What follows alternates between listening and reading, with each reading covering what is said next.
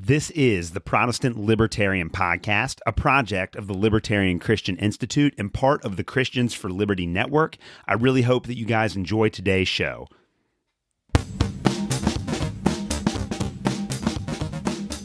All right, guys, welcome to another episode of the Protestant Libertarian Podcast. My guest today is Jacob Winograd, returning once again to talk about all of the crazy stuff that is going to happen in the United States in 2024. Jacob is the host of the Biblical Anarchy podcast on the Libertarian Christian Institute and does a bunch of stuff for the Libertarian Party. Jacob, welcome back to the Protestant Libertarian Podcast.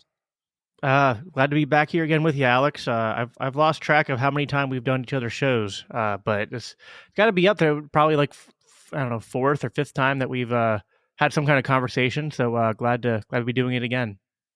Yeah, this is great, man. And then this time we're not talking about Christian nationalism for a change. So that's gonna be nice. Yeah, yeah, we beat that horse pretty firmly into the ground, I think. So. We did. Well, I really wanted to have you on today to talk about what's going on in the United States in 2024. Of course, you're a Libertarian Party insider, so I want to talk about some of the big issues that our country is facing right now because we are in an election season, and it seems like things are going to be even crazier than they usually are. And I wanted to just talk about some issues that we're dealing with and then kind of build up to what you think the election is going to look like in 2024, because I think that we can all agree that no matter what happens, it's probably going to be insane. And I think you're the right guy to give us some insights on this. So, like I said, we've had you on the show. Real quick, just for my audience, tell them a little about your podcast before we get into this.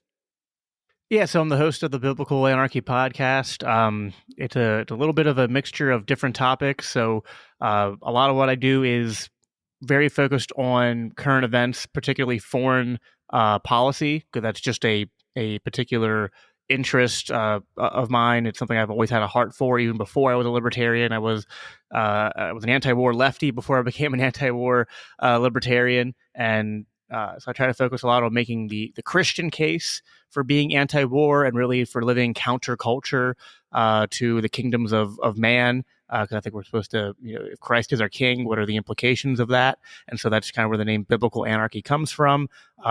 It's anarchy in a sense of how we are to live with one another. God didn't want Israel to have a king. I don't think he wants us to have a king or to have these centralized rulers either. And so obviously I focus a lot on war and things like that. And then I'll also talk about, maybe Austrian economics, a little bit of libertarian ideology in there. And then lately I've been doing a lot of, just going straight more into just theology. I've been lately, if people tune into maybe the last 5 or 6 episodes, I've been tackling dispensationalism and contrasting that with more like covenantal or fulfillment theology and the different schools of thought there in terms of how we deal with God's covenants, how we deal with biblical prophecy. And then also I'm gearing up to start dipping my toe into the waters of eschatology. And I really don't want to, because I've always felt like eschatology is one of the most like complex and sometimes convoluted things to get into. But with what's going, and we're going to be talking about some of this a little bit later, stuff going on in the world today with Israel and Gaza and whatnot, it's just inevitable.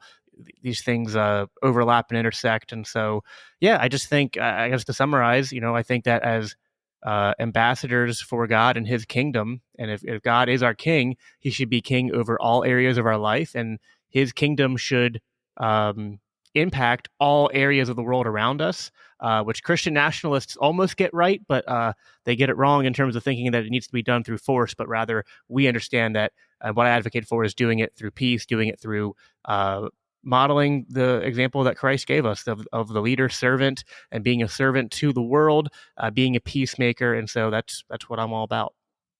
I love it. And that's a perfect segue to my first question today. I really wanted to talk to you about foreign policy. And this is one of those areas that going into an election cycle, a lot of Americans are just completely asleep at the wheel on, like not paying very close attention to what's happening overseas at all. But currently, the United States is heavily involved in the Israel-Gaza conflict. And we're also still involved in Ukraine, even though that's been put on the back burner. And as we're recording this at the very end of January, it looks like the Biden administration is trying to do everything that they can to get us involved in a shooting war in Iran. What do you think is going to happen with all these conflicts over the course of 2024? Oh boy. I mean, it's so hard because I feel like predicting things is tough because I mean, information is just changing so rapidly. I haven't had a chance to really consume, we're recording this like the night of the 30th. And so I don't know when this will come out. But like as of today, I think it was just yesterday / last night that Biden made some like huge proclamations about escalating our military presence in the Middle East. And I haven't had a full chance to even absorb that and see what's coming to fruition there. It definitely, I mean, obviously, probably has a lot to do with Israel. It's probably going to have implications for all the surrounding countries in the region. There's just so many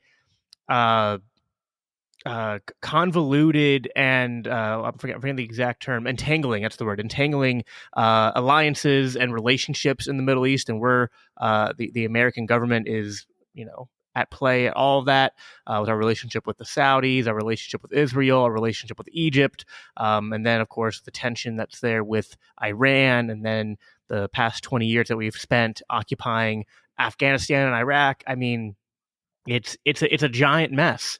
I've tried to do a good job of trying to at least explain the foundations of how we got here on my show. I've had like Scott Horton on and Libertarian Institute guys a few times to try to break that down for people as best as we can. But it does seem like, in a sort of like meta analysis, sort of, big picture thing, I think, Israel is October 7th was sort of a pivotal moment, and everyone knew, okay, this isn't the status quo of what things were isn't going to continue. I mean, it's not the first time Israel's ever had to suffer an attack, but this was sort of like their 9/11. And the consensus has been that they're not going to stop until, until they think that Hamas has been dealt with, that problem has been dealt with. Of course, it's kind of the devil's in the details in terms of how do you define when Hamas is defeated.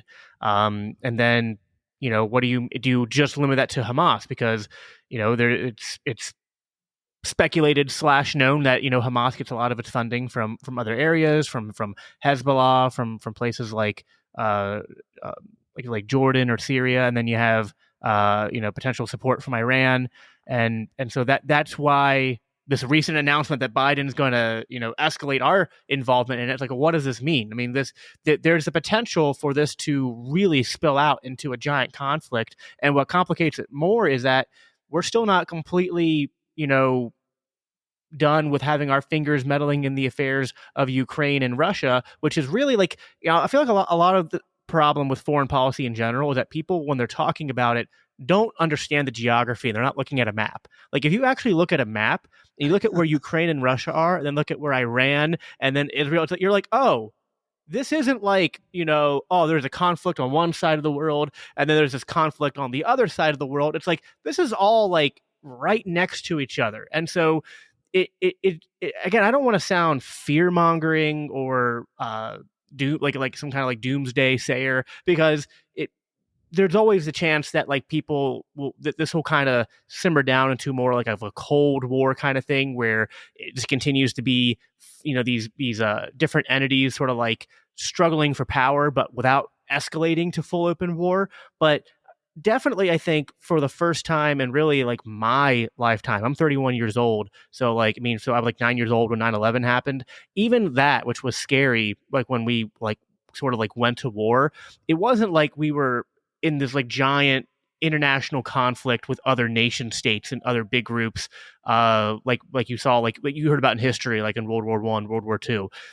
This is the closest we've been in my lifetime to something like that happening, where you could see a almost like World War III, or maybe it's not quite a world war, but at least some kind of major military conflict happen that would see a major escalation of American troops. And so as much as people on the right might think that like Joe Biden and the left don't support Israel enough, they do support Israel, I mean, more than enough.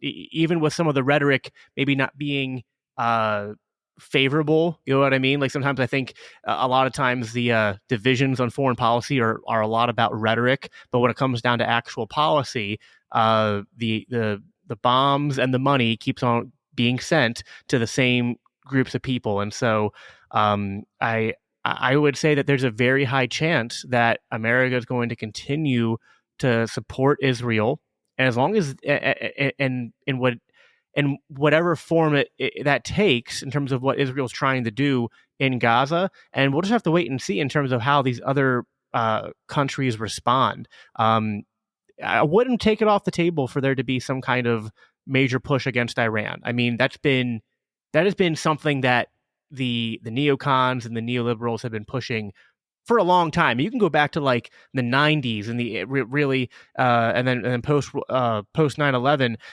This is something that they all had been talking about. You go back to like the Project for the New American Century. They talked about having this like sweep through the entire Middle East, and like they would list off all the countries that they were basically going to do regime change, and Iran was always sort of like the top of the mountain, like the ultimate goal, and you see people like Lindsey Graham even on Twitter just today, I think I saw, where he's just like it's time to it's always turn Gaza to glass, and it's time to strike hard at Iran. So whether really it's just a matter of, are we going to continue to escalate into a convoluted sort of Cold War kind of situation, or are sparks going to fly and ignite into total war? Time will tell. Obviously, my prayer is that it would at least not completely escalate, and we could continue to find avenues to put pressure on these the leaders in our country, at least, and also pray for the leaders across the world to to turn away from the paths that they're on that seem hell-bent towards destruction, and to instead seek avenues of peace and reconciliation. It doesn't seem likely, but that is always our prayer. Yeah, and I think that there are so many Americans that just associate, even Americans that are critical of the warfare state, they associate warfare with something that happens over there. It doesn't directly impact us unless you have a family member who is in the service. But it's like you said before, I think with the conflicts that our country is deliberately trying to pick in the Middle East right now, this does definitely seem like we're at a tipping point. And if we don't do something to de-escalate, then we could have a serious war that could, and all the other issues that we're talking about with domestic policy and the debt and all of that stuff, none of that matters if we get into World War III. But that does kind of segue into another question that I wanted to ask you. The United States is $34 trillion in debt, which is just astronomical. And our former Fed chair, Janet Yellen, said just a couple of months ago with respect to Israel and Ukraine that we could continue to afford to fund two wars. And it just doesn't seem like that's a possibility. And it doesn't seem like there's anyone right now who's running for president that cares about the deficit. So how do we walk back from that? Obviously, wars are going to be very expensive, even if they don't explode into World War III. But then you have just the constant amount of spending, the Federal Reserve printing more and more money. What do we do to undo that problem? And do you see that federal deficit getting worse as the year goes on? Because we are in a campaign season where politicians like to promise free stuff in order to get votes. Yeah, unfortunately, and these topics are very related.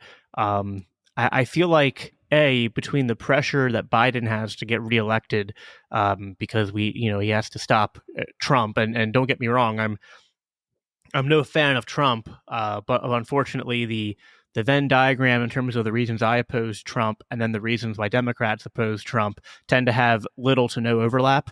So the reasons that they oppose Trump just follow on hollow ears and are largely based in hysteria and political drama. And so because it's like this, this urgency of like, we have to keep the insurrectionist out of office again, right, at all costs.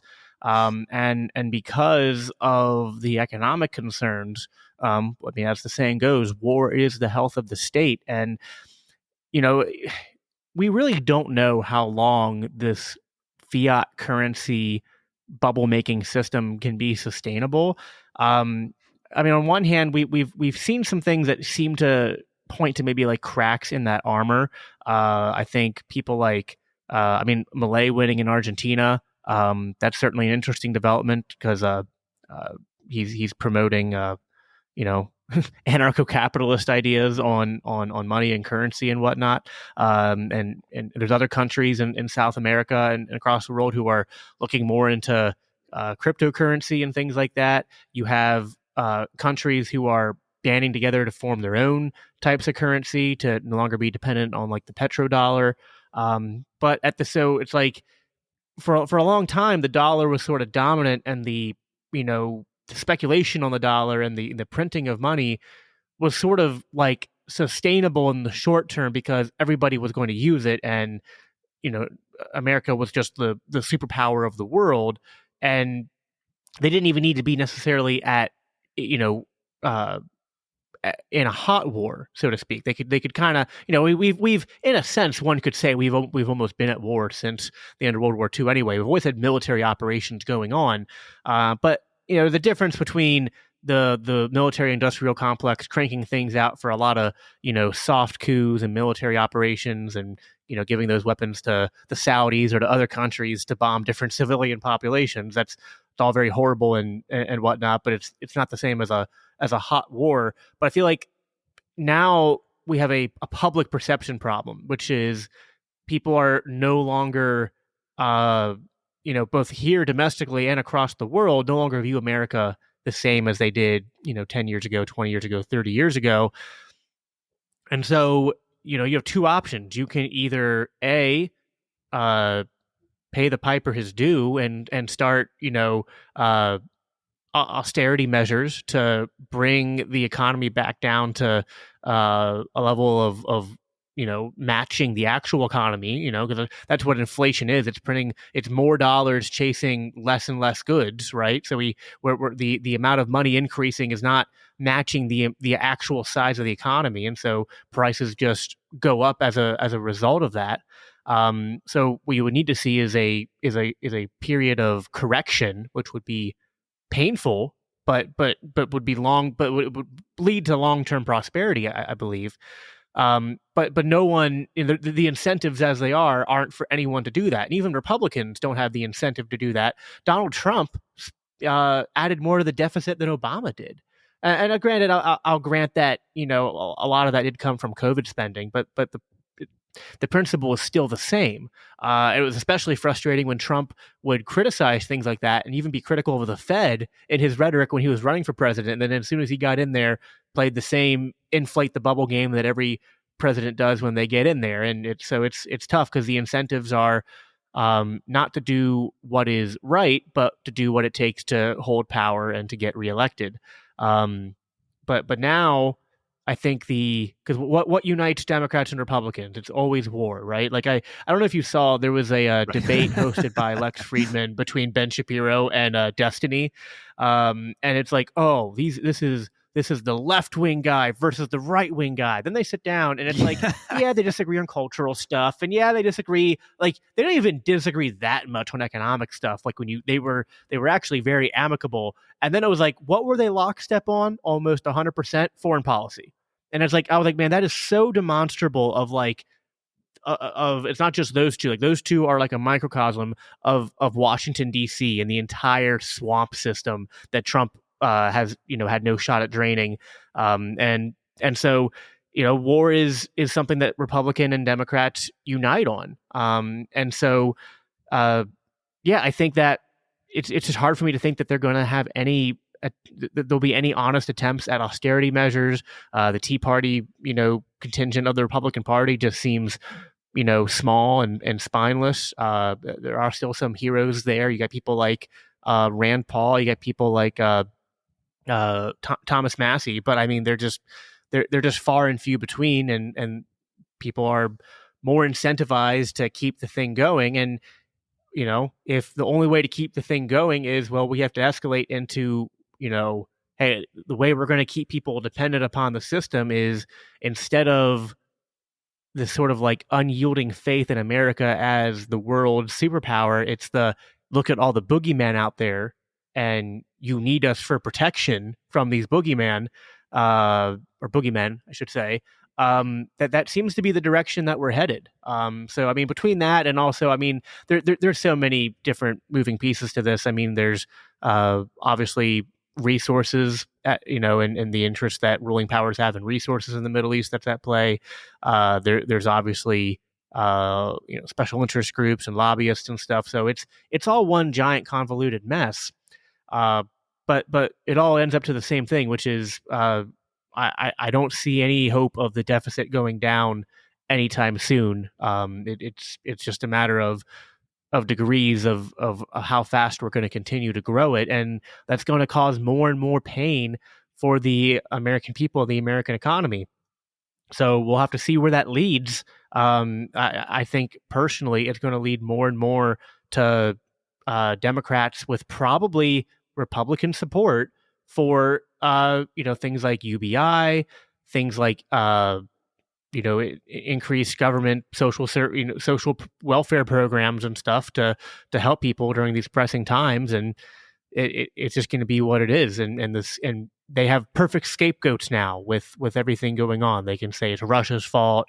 They can say it's Hamas's fault. They can say it's Iran's fault. And that allows them to continue playing their game. And anytime, the state, it's a tale as old as time. The state creates a problem. The state sells you on a solution to the problem they created. The solution makes another problem, and the cycle just continues. Another bipartisan issue, at least a bipartisan issue that's supported by most politicians in Washington, is suppressing the Jeffrey Epstein story. And Jeffrey Epstein died several years ago. We still don't have the full client list. They released an associate list a couple of weeks ago. My thought on that is that might have been sent out to placate the public in an attempt to make us forget that story actually happened. But there are probably a lot of people that were implicated in the Jeffrey Epstein case. What do you make of that? And what do you think our chances are of actually getting some justice for that Epstein story? Yeah, that is, so I had an episode a few episodes back where I had a conversation with Jose Galisanis of the No Way Jose podcast, and we were talking about like government conspiracy theories and things like that. Great episode, by the way. He's done a lot of work on a different subject on the Oklahoma City bombing, but so we talked about that, but then we had a segue into I feel like these sort of subjects are hard to talk about because people just think you're wearing a tinfoil hat. They think that you're a conspiracy theorist, and there's like a negative connotation, that goes along with that. I felt like the Epstein story was sort of a vindication for people who are at least open-minded and skeptical. Like, I don't buy into any conspiracy theory I run into and just treat it like gospel. I try to be skeptical of everything. I think it's important to be skeptical of government narratives, and I also think it's, healthy skepticism towards alternative theories is also warranted, but we can do, independent investigation and cross-reference certain claims and whatnot, and we can at least make claims of, hey, this is more or less probable, and we can at least say, like, hey, the official narrative on this isn't right. The official narrative on this isn't right. And the Epstein story really, I thought, helped to really move the Overton window into, I guess, our direction, where people couldn't just go, oh, wait, you think that the government might have known about certain things and then not acted in the best interest of the people? That's crazy talk, right?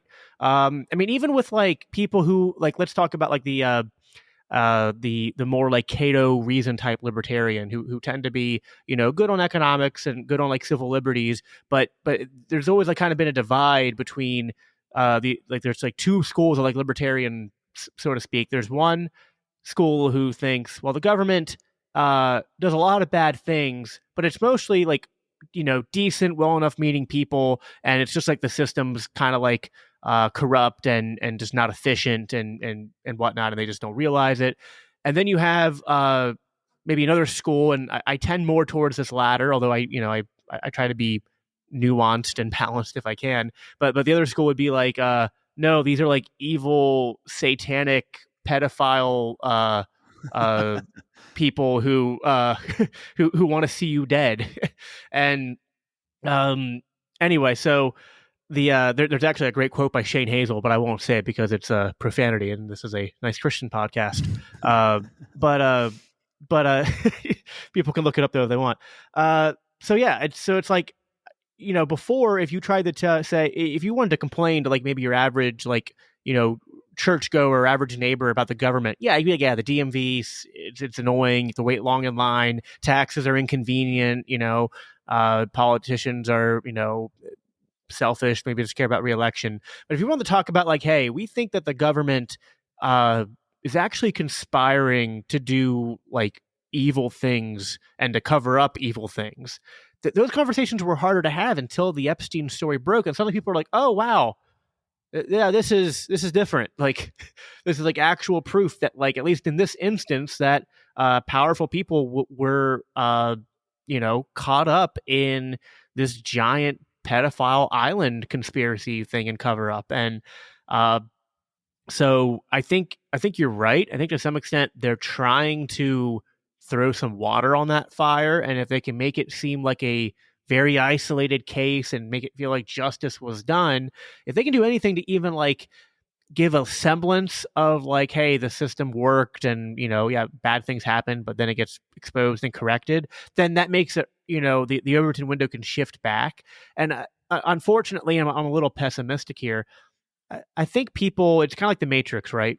I love using this reference. Some people, even after they've seen that they live in a simulation, they're like, yeah, but that steak tasted good. I'd rather go back to that than live in the constant horror of the truth of what's going on. And I think some people, it's like they will take what's going on here in terms of like, oh, well, they released the list of, it wasn't everybody, but it was a lot of the people that were on the list. And, people like in an objective way, I don't think you or me would say it's been, solved or that justice has been had, but it'll be a good enough attempt that some people will use that and then convince themselves to be like, okay, yeah, this was taken care of. I don't need to think about this anymore. I don't need to worry about it. And at the very least, I think that's what the government and people involved in this is what they're hoping will happen. But unfortunately, it's, my fear when I'm talking to people about it is that I think that's just the tip of the iceberg.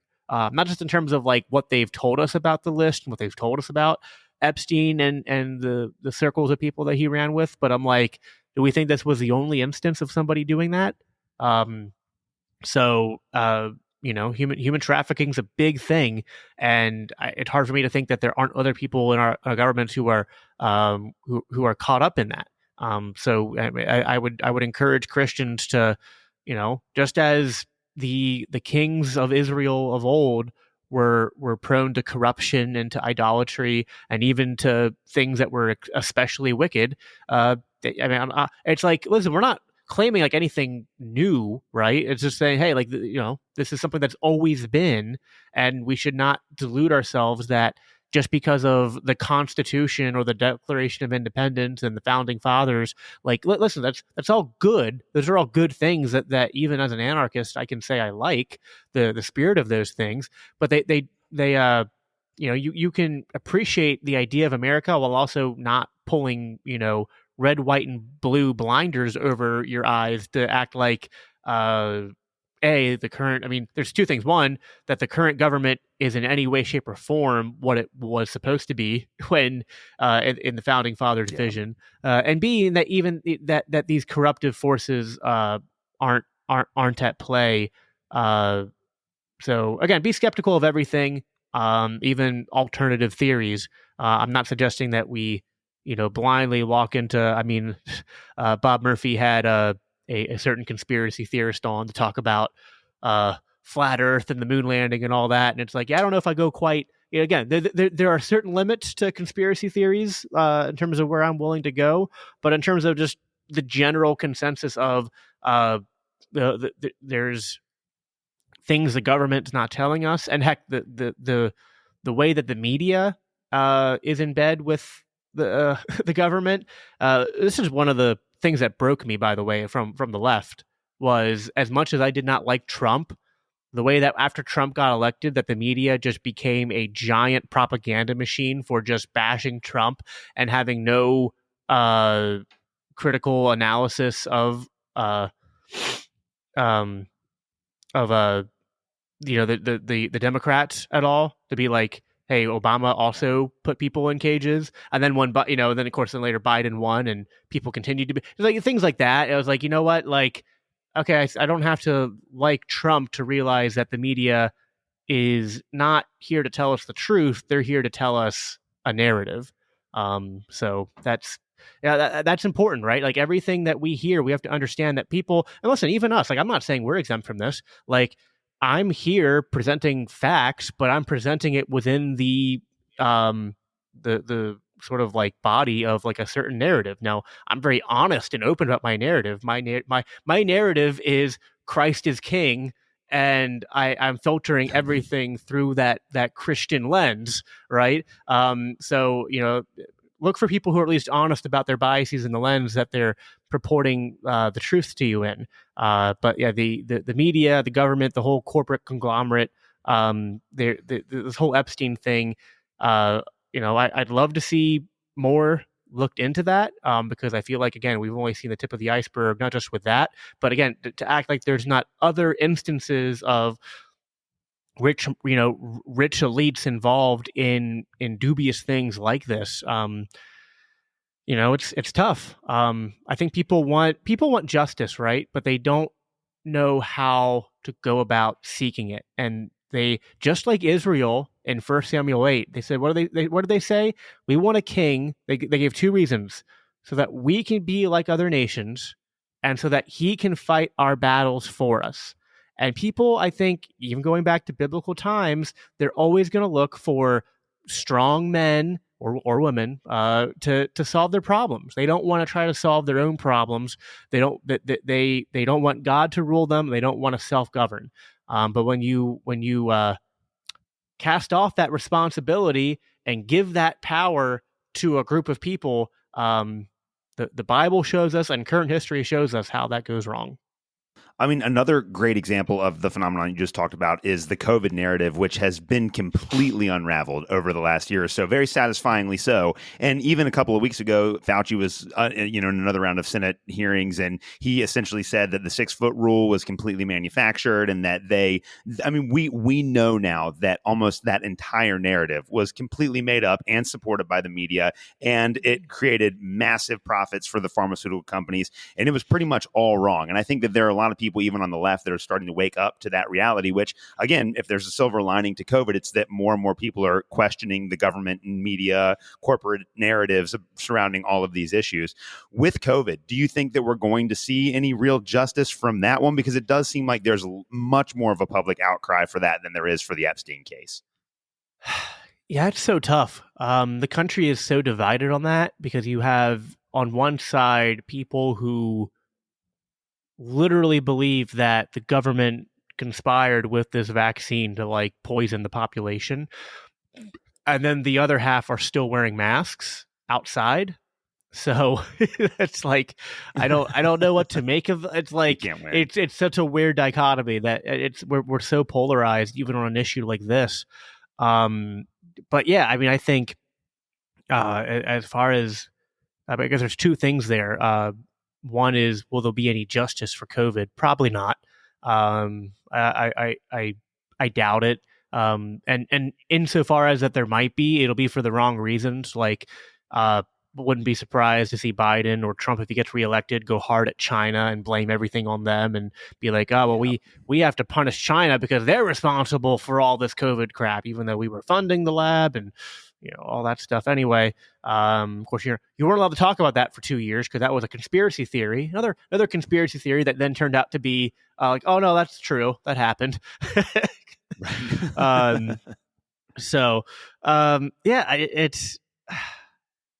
It's tough. The COVID issue really broke people because it touches two things. It touches how people view science, and then it also touches like on what our rights and obligations are to one another, not just like in a pandemic, but just in general.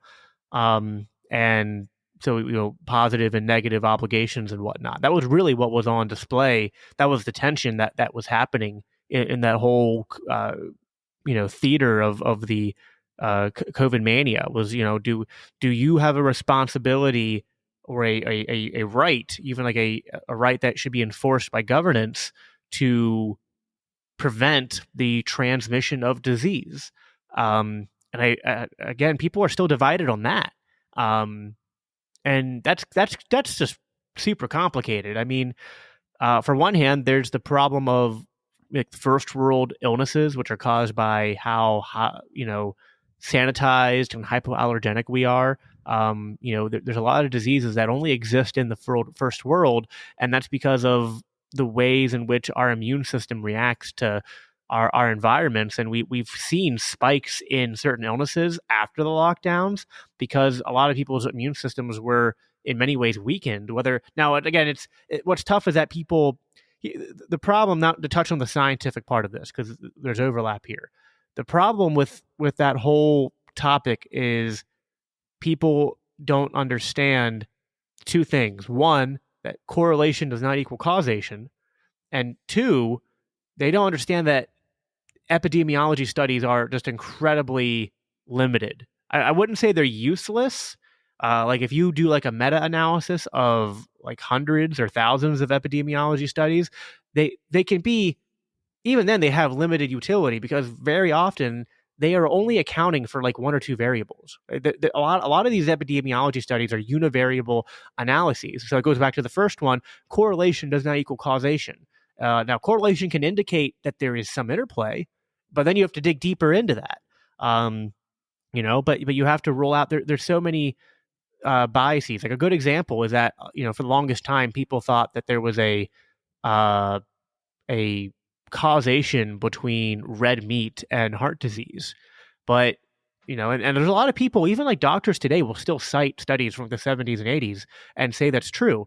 But like pretty much all of modern science kind of agreed, well, actually, no, the problem isn't like red meat in isolation. It's red meat in combination with other factors. Right. And so the problem with a lot of those studies is that they were looking at people who ate a lot of red meat, but they weren't accounting for like healthy user bias. And it was like, oh, well, are we looking at people who eat like red meat within the context of a healthy diet, or red meat in the context of like a standard American diet? You got to look at the types of people who are going to sign up for studies and whatnot. There's so many variables that go into play.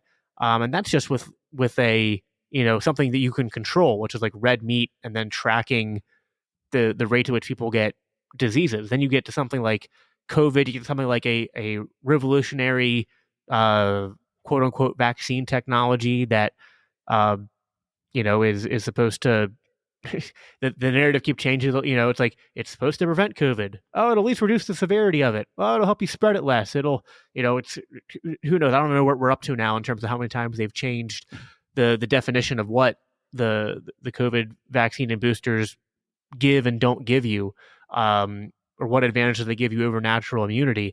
And again, it's like I think obviously, listen, I'm not unsympathetic to the dangers of COVID. My father almost died in the hospital from COVID, and I'll be honest, hindsight being 2020, he has a lot of health issues. So that's why he wasn't like a completely healthy person, right? He was the kind of person who it might have made sense for him to make an individual judgment to be like, hey, maybe the risk of this vaccine is lower than the risk of COVID for me personally. And he should have been allowed to make that choice. So I'm not advocating that listen, it's like, I'm not saying that I'm not one of the crazies who say like the vaccine's like the mark of the beast, or that it's always bad in every scenario. But it's like anything. Like think about every time you listen to a commercial for any new medication. You have all the nice music on and the people doing their sports and walking around, and then there's like 2 minutes of this could cause this, and this might lead to this, and if you notice this symptom, tell your doctor right away. It's like that's anything. That's what modern medicine is. It's last resort chemical interventions that can sometimes be warranted, but you have to know the risks and the trade-offs. To act like there's no trade-offs to this is the problem. And there's a lot of people, so we'll get back to the heart of your question, which was justice. There's a lot of people who were harmed because they were sold a lie. And I think the problem is not enough people actually believe they were sold a lie yet. And I think that's tough because a lot of people are just, they don't want to admit it to themselves. They don't want to admit they were wrong. They don't want to admit they were duped, or they don't want to even think about, they're just like afraid. They're like, man, I don't even want to think about the idea that I've put myself at risk for something. But there's a lot of people who were sold on this vaccine that it was safe, that it would prevent COVID, and have no like long-term consequences for them. And it's just becoming more and more clear the more time goes on that those things are not true. That there are for sure plenty of people who got the vaccine that will go on to live long, healthy lives. But there are plenty of people who at least had, ranging from very inconvenient to, mildly, I don't know the right word, like inconvenient to very inconvenient temporary symptoms from it, disruptions to their reproductive cycles, their menstrual cycles and whatnot, and side effects that lingered, to people who have had, life-altering or life-ending consequences. So COVID was a big deal. Not saying it wasn't, but people should always have informed consent, right? Like they should. It's not enough to just say, "Hey, here's something I'm going to put into your body. Do you consent to it?" They need to understand, to the highest degree possible, what the risks are associated with what you are giving them, what the trade-offs are. And there are millions of people for which that is just not the case. Unfortunately, I just don't think there's going to be enough demand for justice. One, because who are you going to hold responsible? Like the responsibility, even if there was enough public outcry, it's going to be diffused, right? Because it's Fauci's fault. No, it's the CDC's fault. No, it's Trump's fault. No, it's Biden's fault. So I find it very unlikely that, because you could try to go after Pfizer, or go after what was the other one, Moderna, or Movera. I forget the name of the other one. Moderna, yeah. But you could try to go after them, but that seems very unlikely. It's very hard to prove like medical malpractice and injustice, and even then, a lot of times what ends up happening is they make these settlements on these class action lawsuits where like people get a check for like $50 in the mail. So it's like, is that justice? Right. Like, hey, I forever altered your biology and you suffered all these side effects, and you had, I risked your life and you didn't have informed consent. Like, here's $50. We square? Like, that might be like justice by the state's definition, but that's not justice by like a Christian or libertarian standard as we would define those things. So. Yeah. Well, in the last few minutes of the show, I wanted to get into the presidential race because that's obviously the big issue that's looming large over everybody in the United States right now. And again, going back to the COVID thing, like Trump and Biden, the two presumptive frontrunners right now, had a pretty much identical record on COVID. So, I'm not expecting to see anything coming out of that if either of them win. But there are a lot of people on the left that are very concerned that Donald Trump does not have the opportunity to run. He is obviously far and away the Republican frontrunner right now. Nikki Haley doesn't hold a candle to him, and all of the other people that have been in the race have pretty much dropped out, all the other viable candidates. So my question is twofold. Do you think that Trump makes it to the end? And if he does he have a shot at winning the election? And on the Democratic side, Joe Biden is the incumbent president, but he does not seem like he's going to be able to make it another 4 years. And I know that there have been some people, and I find this pretty convincing or persuasive, that think that he's going to make it to the DNC, and essentially they will affirm that he will be the nominee for the next president, and he'll find some way to step down, and they'll just appoint somebody in his place. So what do you make of both of the people that are running right now and the likelihood that either of them will win or get their nominations? Yeah, so I'll start with the Democrats first because that's maybe the easiest one. I mean, I think Biden is going to be the nominee. I don't see any clear alternatives that have risen up. I know they were floating around the former former New York governor, the name's escaping me right now. But that doesn't seem to be going anywhere. Some people speculated Michelle Obama. I find that unlikely. I don't know. What I don't know, and I haven't done enough looking into, I don't know if the plan is to stick with Kamala as the VP or not, because it would be the Democrats probably would rather have a different VP that they feel like Biden could step down, or if he, were to pass away because of his old age, that there'd be someone that, that they like and the American people like. I mean, I think Harris has one of the lowest approval ratings of any VP that's ever served. So I mean, even like my sister, who is a, very far left person, just can't stand Harris. So it's, so yeah, I think Biden's going to be the one who runs, and whether or not he makes it 4 more years or how the Democrats handle that, I don't know. But I don't think they have any alternative. I think right now most of the polls I've seen show that Biden would still be favored to win over Trump. So now if someone else had gotten the nomination, that might have been different. Like if I'm not a personal fan of his. I think if DeSantis had got the nomination, that would have been a real different story, because I actually think that a lot of the moderates, independents, and maybe even some disgruntled Democrats would be tempted to vote for DeSantis over Biden. But I think that Biden-Trump second round, I don't think. I mean, it'd be close. I'm not saying it's like impossible for Trump to win, but I don't think he'd be favored. And I think if he did win, it'd be by a narrow margin. I don't think he's gonna. It's just when you break it down electorally, it's just hard to see. Like, I don't think he wins Pennsylvania. I don't think he wins Florida. I mean, he could win Florida, but it's just. And there's other swing states that I just don't think, the ones he lost last time. It's like I don't think he's going to be able to flip any of them, let alone enough of them to get a different outcome. So, but it does seem like Trump's going to be the nominee. I'll tell you, for maybe like, I don't know, 2 or 3 days right before he dropped out, I was really giving like serious thought and contemplation to Vivek. He's not perfect by any means, but he was just such a welcome presence up on that debate stage that I was like, man, like I was like, this is the closest we've had to Ron Paul since Ron Paul. And but then he dropped out and endorsed Trump. So I don't know, as far as who, the interesting thing here is going to be who Trump picks as a running mate, because that could be what pushes him over the edge to potentially beat Biden. Some people have speculated it might be Nikki. Some people have speculated it might be Vivek, and some people have speculated it could be, we really don't know. Trump could just pull one of his random friends off the street. Ask Dr. Oz to run with him. I don't know. That'd be crazy, but it's also crazy that Dr. Oz.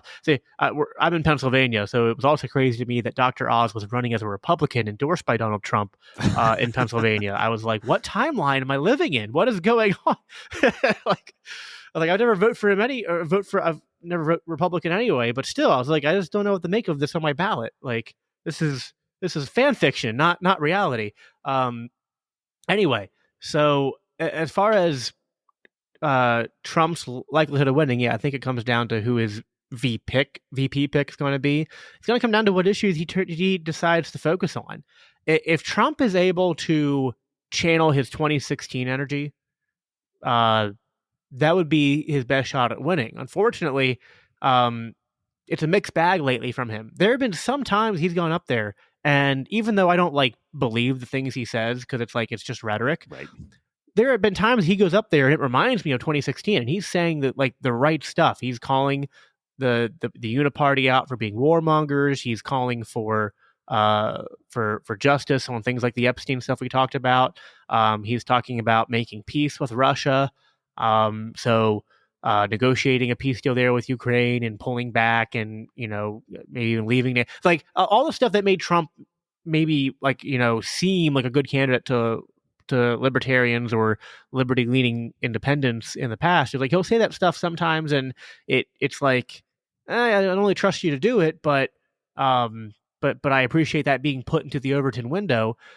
But then there's other times he's up there and he's on the 30th lap around of the the election was stolen, and right.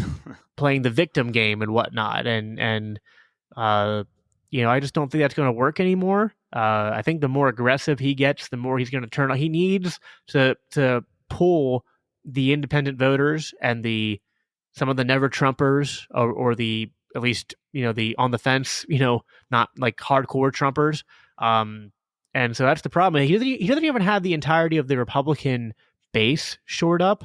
And so that makes it hard for him to then be in a position where he needs a lot of support from independents to get over the edge. So if he were to get someone like Vivek, that would be very intriguing, because Vivek is really good on a lot of the issues that Trump tends to be good on. Again, at least rhetorically, it's like I hate to keep making that caveat, Right. but like, there's a difference between policy and rhetoric, and during the campaign, it's all rhetoric. So at the very least, in terms of the rhetoric, him and Vivek are the things that they're good on. They're both good on. The things they're bad on, they're both bad on. They're both terrible on the border, but that's a different topic. They're at least decent on other domestic issues and on foreign policy in their rhetoric. And so if they were to run together, I think Vivek is charismatic enough and a contrast enough that he might actually convince some independents to vote for that ticket. Nikki Haley strategically is another option because she's a woman. I mean, I hate to be that blunt, but that's true. also something that Trump and his campaign have to consider too. Although that makes me like her less as a candidate because honestly, she just feels like Hillary Clinton running with a red color behind her instead of the blue. And that's not an exaggeration. I mean, I would challenge anyone to compare, like, go back to 2016 and find Hillary Clinton's platform she ran on, and then Nikki Haley's, print them both out, put them on blank pieces of paper, and take a red pen and see if you can circle 5 differences in their rhetoric, in their campaign strategy, or in their platform. Because honestly, it's like a cookie cutter. They are really not all that different. So I think that's the running mate will be the deciding thing. Right now, I think the 2 likely ones are Vivek and Haley. At least that's what people are speculating. I would obviously prefer Vivek. I think that'd be really interesting if he picks Haley. That's less appealing to me, although it might be politically expedient for him. Honestly, it's one of those things where, like, if I have to think about having either Biden or Harris for 4 more years or Trump and Haley for 4 more years, I'm like, is there a way I can? I don't know. Like, maybe I'll move to Argentina because at least then I'd have a president that I admire. Because I don't know what's the I don't know how to. I'm not one of those libertarians that's unafraid to, like, say one's worse than the other. Like, right. If I could have like if it was just Trump versus Biden, I just think Trump's less bad. But if Trump has Nikki Haley with him, that just evens the playing field to a point where it's like, I don't even know what's worse, Trump with Haley or Biden with anybody. Right. Yeah. No, I'm with you on that. Well, I know we're running short on time here, but the last thing that I wanted to ask you before you left is about the Libertarian Party and what's going on with that. So obviously we have RFK, who's running as an independent. Who knows? The polling is sometimes good for him. It's sometimes bad. It's hard to tell what kind of a factor he played in the race. So I'd like to get your thoughts on that. And then what's going on inside of the Libertarian Party? You have Michael Rectenwald, you have Josh Smith, you have Mike Termat, you have Chase Oliver. You have a whole slate of Libertarian candidates, and we've talked to a lot of them on our shows before. It does seem, at least from my outsider's perspective, that Michael Rectenwald seems to have some of the momentum going in, but it's still a long way between now and the convention. So what do you think is going to play out in that race, and how would a Libertarian candidate do in a general election when you have RFK and then, of course, maybe Trump or Biden, as you've suggested that it might be? Yeah, I mean, it's going to be a rough year for the Libertarian Party in terms of the raw numbers in terms of votes. RFK dropping out of the Democratic race to run as independent just made that inevitable. And even if he were to join another third party, which, by the way, there is no chance he's going to run as a libertarian. If he runs as a libertarian, I will literally eat my shoe. It's not only, and like, even for one, I just know that the party leadership doesn't want that, and then 2, even if they did, they don't have the power to make that happen. The delegates choose. This is not a popularity contest where, like other parties, where you just show up to polls on primary day and vote for your candidate. Now, some states have like straw polls anyway where you'll vote, but they don't have any control. Like, that's just kind of like, hey, he won this like caucus vote, whatnot. Okay, but that doesn't really matter. Like, the convention, the states at their convention, the state parties still choose delegates to go to national, and the national party convention, the delegates there from the states, they choose the candidate who's going to run. And one thing, there's not, Libertarian parties obviously had a lot of division the last few years with the Mises Caucus takeover from the more Prague side, and there's still been some turmoil that's persisted since then. There's a lot of disagreement, but the libertarian unity that I didn't know existed between the Mises Caucus side and the Prague side is the resounding no to RFK. Like that is something that everyone seems pretty much on the same. Like everyone's like fighting in the Libertarian Party, and then some people are like, "Oh, RFK wants to talk about running for the Libertarian." And everyone stops fighting, looks at each other, and they're like, "That's a no, right? Yeah, that's a no. Okay, good. All right, let's fight about the other stuff. We're good. We're good there." So it's just not going to happen.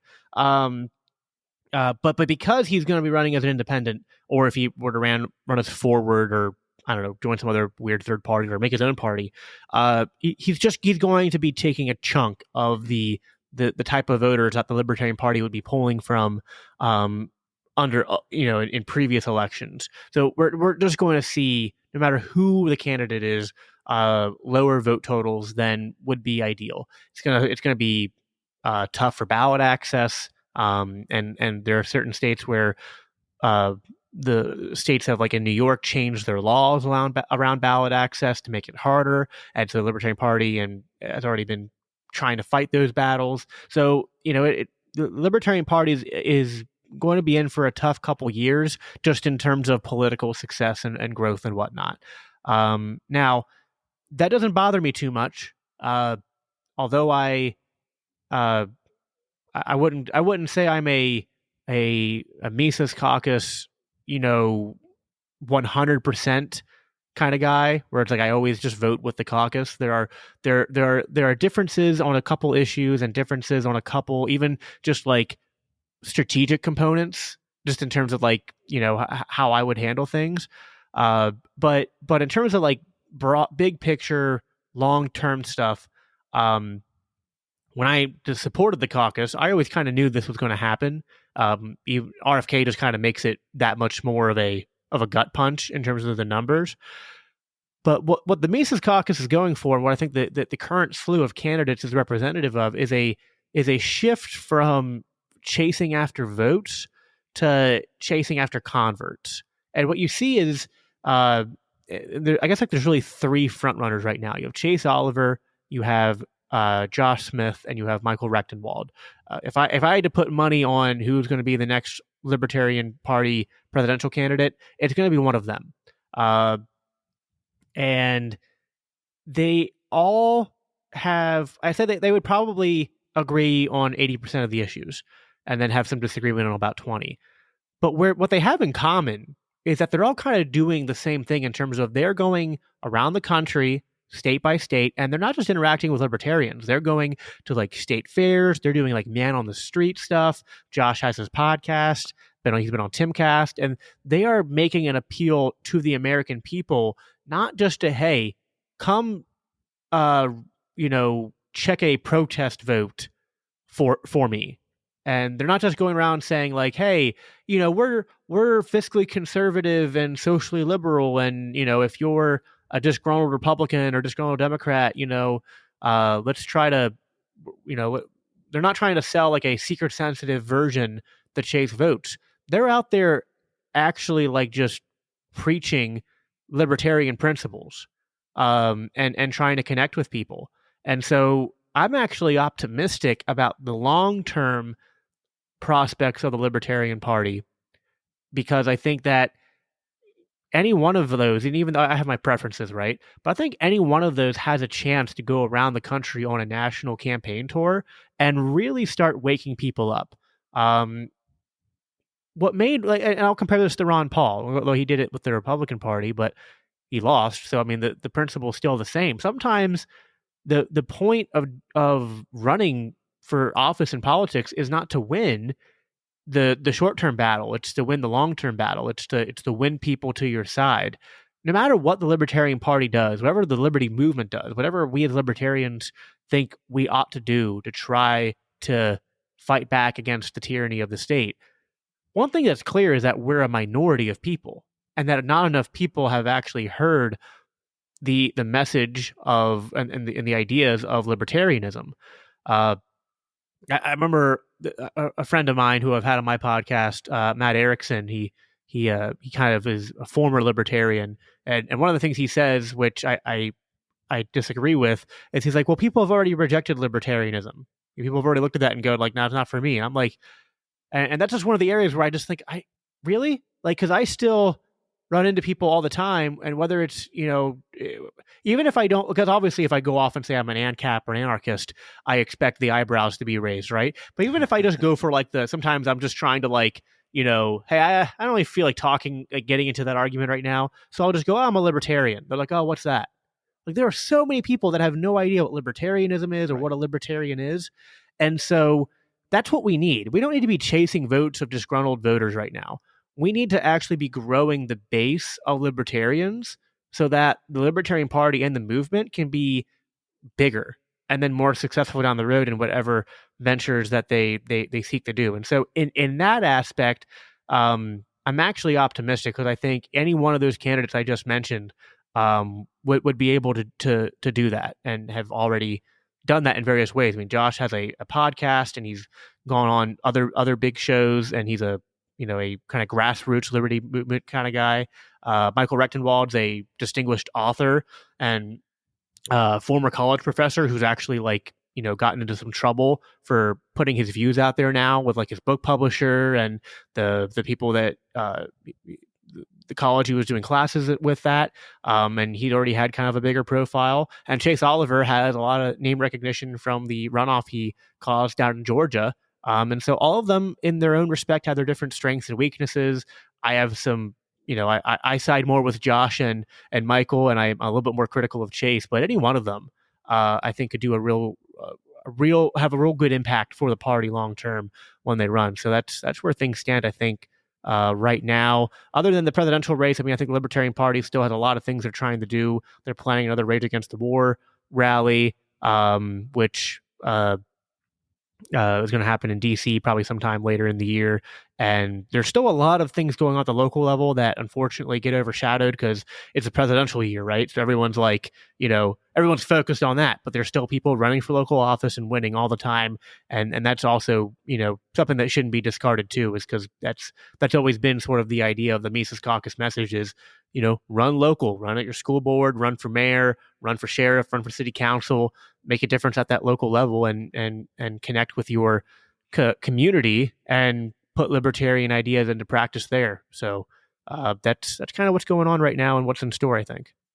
Well, that's a very positive note to end this on today. Jacob Winograd, thanks as always for coming on the show and talking. I know my listeners, most of them know who you are. Your show's great. It overlaps with a lot of the interests that we have on this show. But before I let you go, just tell everyone where they can find and follow you. Yeah, of course. So biblicalanarchypodcast.com is probably the easiest way. You can follow me. I'm very active on Twitter, or X now as it's called, at Biblical Anarchy would be my handle there. I'm also on Facebook. I'm on Instagram, but I barely use it, so don't really follow me there.